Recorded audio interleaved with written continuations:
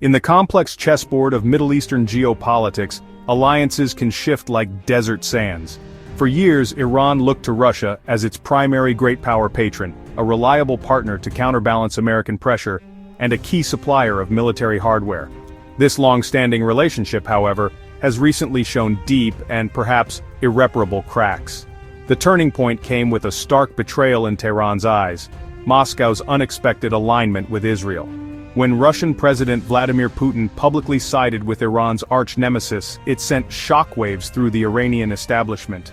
The trust that had been carefully cultivated over decades of strategic cooperation began to evaporate almost overnight, leaving Iran feeling isolated and exposed on the world stage. This diplomatic rupture forced Iran to confront a harsh new reality. The weapon systems and political backing it had long counted on from Russia were no longer guaranteed. Moscow's failure to deliver on promised defense equipment, coupled with its pro-Israel stance, was seen not just as a political snub, but as a direct threat to Iran's national security. The Islamic Republic's leaders realized they could no longer place their faith in a partner whose strategic interests could so quickly diverge from their own. This sense of abandonment has pushed Tehran to urgently seek new allies who are willing and able to meet its pressing defense needs in an increasingly hostile environment. The search for a new protector has led Iran directly to Beijing. In a clear signal of this strategic pivot, Iranian Defense Minister Aziz Nasirzadeh traveled to Qingdao, China on June 25, 2025. His visit, ostensibly for a Shanghai Cooperation Organization summit, was primarily focused on critical bilateral talks about Iran's military requirements.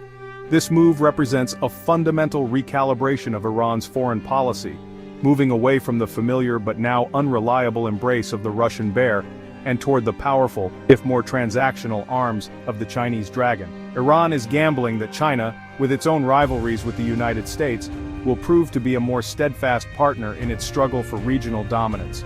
For Iran, this is a matter of survival. The recent military escalations have underscored the vulnerability of its defenses and the urgent need for an upgrade. The country's leadership believes that a powerful new ally is essential to deter further attacks from its adversaries, primarily the United States and Israel. The shift toward China is therefore not merely a diplomatic maneuver, it is a desperate attempt to re-establish a credible deterrent and secure the nation's future. Tehran hopes that by aligning with a rising global power, it can not only acquire advanced weaponry, but also gain the political cover needed to navigate the treacherous waters of international diplomacy and sanctions. The strategic pivot to China comes in the immediate aftermath of a devastating series of military strikes that targeted the heart of Iran's most sensitive programs. On June 13, 2025, Israeli warplanes conducted major airstrikes on key Iranian nuclear and military installations, eliminating senior commanders and top scientists. Just days later, on June 21, the United States Air Force joined the fray, bombing 3 critical nuclear sites at Fordow, Natanz, and Isfahan. Iran's initial response was defiant, with officials downplaying the impact and launching retaliatory missile attacks against Israel and the United States Al Udeid Air Base in Qatar. However, this bravado quickly crumbled under the weight of the evidence, forcing a painful admission of the truth. As the dust settled, the Iranian parliament took the drastic step of suspending all cooperation with the International Atomic Energy Agency. In a stunning reversal of its initial claims, the government admitted that the United States and Israeli attacks had caused significant damage to its nuclear infrastructure. This admission confirmed what many international observers had suspected: the strikes had successfully set back aspects of the program. Contradictory intelligence reports from Israel added to the confusion, with some sources exaggerating the success to align with President Trump's narrative, while others quietly acknowledged the program's underlying resilience. The fog of war has made a precise, independent assessment of the full damage incredibly difficult. Despite the heavy blows, Iran's nuclear ambitions are far from extinguished. Crucially, intelligence indicates that the most heavily fortified underground facilities survived the onslaught. These include a site buried nearly 200 meters under a mountain in Isfahan, and another hardened facility known as Axe Mountain near Natanz. It appears the United States military chose to conserve its most powerful GBU-57 bunker buster bombs, leaving these deep targets untouched for now. These subterranean sanctuaries house hundreds of advanced centrifuges, machines that are capable of rapidly enriching uranium from its current 60% purity to the 90% weapons-grade level required for a nuclear bomb. This surviving capability presents a grave and immediate danger. Analysts now estimate that Iran possesses a significant stockpile of 400 to 600 kilograms of 60% enriched uranium stored at sites known to intelligence agencies. While the path to a conventional nuclear warhead may have been complicated by the destruction of surface facilities, this highly enriched material poses a different kind of threat. The primary concern among many experts, including journalist David Ignatius, is not necessarily the imminent assembly of a nuclear bomb, but the more immediate and terrifying possibility of Iran creating a dirty bomb, a radiological weapon designed to cause widespread panic and contamination.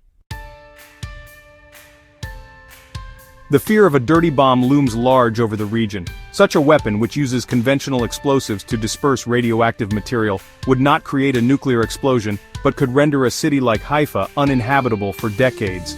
For Iran, developing and deploying dirty bombs could serve as a powerful if terrifying short-term deterrent against further attacks. The ability to poison an enemy's land and ports with radioactive contamination offers a potent form of asymmetrical warfare.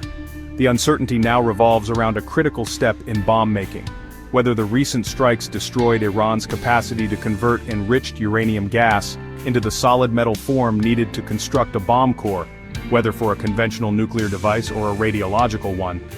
Even if surface conversion facilities at Isfahan were indeed destroyed, the victory for Iran's adversaries might be short-lived. Most analysts believe that Iran retains the scientific knowledge and technical expertise to rebuild these capabilities relatively quickly.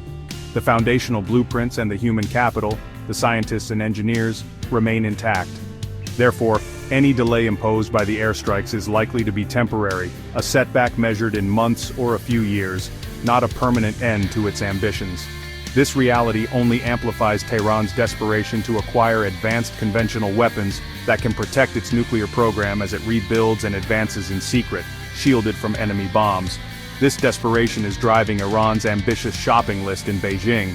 Reports suggest Tehran is seeking a massive arms package from China, one that could fundamentally reshape the military balance in the Middle East.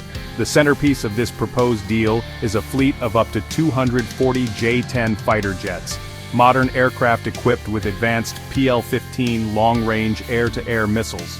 The package also includes early warning aircraft to detect incoming threats, along with the extensive infrastructure needed to support such a sophisticated air force, such as hardened air bases and integrated air defense systems. This is not a minor upgrade, it is a complete overhaul of Iran's aging and vulnerable air power. However, a formidable obstacle stands in the way of this grand plan: money. The total cost of the proposed arms deal could exceed a staggering $20 billion, a sum that is far beyond Iran's immediate reach under the crushing weight of international sanctions. China, ever the pragmatic dealmaker, is reportedly insisting on payment in hard currency, United States dollars.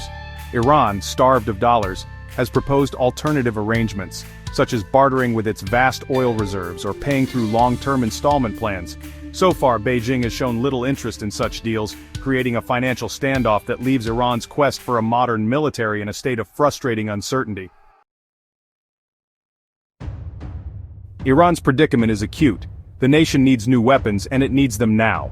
The recent strikes have laid bare the inadequacy of its current defenses to protect its most valuable assets. The country's leadership understands that without a credible deterrent, it remains vulnerable to further attacks from Israel and the United States.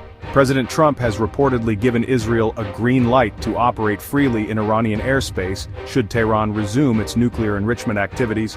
This policy effectively establishes a red line, daring Iran to cross it. A modern air force and robust air defense network are seen as the only way to challenge this threat and keep its enemies at bay. The choices Iran makes in the coming weeks and months will have profound implications for the entire Middle East. If it succeeds in acquiring advanced weaponry from China, it could embolden the regime, potentially leading to more aggressive actions through its network of proxy forces across the region. Conversely, if it fails to secure this deal and feels cornered, its leaders might conclude that accelerating their nuclear program, perhaps even pursuing a dirty bomb, is their only remaining option for survival. Both paths are fraught with risk, and could easily lead to a wider, more devastating conflict that engulfs neighboring countries. The recent flurry of diplomatic activity, including a United States-brokered ceasefire and the announcement of upcoming talks between Washington and Tehran, offers a fragile glimmer of hope. However, the underlying tensions remain dangerously high. The core conflict between Iran's regional ambitions and the determination of the United States and Israel to contain them has not been resolved. The attacks on Iran's nuclear facilities, while tactically successful in the short term, may have strategically backfired by pushing Tehran toward more desperate and unpredictable measures. The region is now watching with bated breath to see if diplomacy can pull it back from the brink. Ultimately, the security of the Middle East hangs in the balance. Iran's strategic shift toward China, its nuclear calculations, and its quest for military modernization are not isolated issues. They are deeply interconnected threads in a complex web of regional rivalries. The potential for miscalculation on any side is immense. A failure to find a diplomatic off-ramp could trigger a chain reaction, leading to a war that would have catastrophic consequences for global energy markets, international security, and the lives of millions of people caught in the crossfire. The path forward requires not just strength, but a wisdom that has often been tragically absent from this troubled region.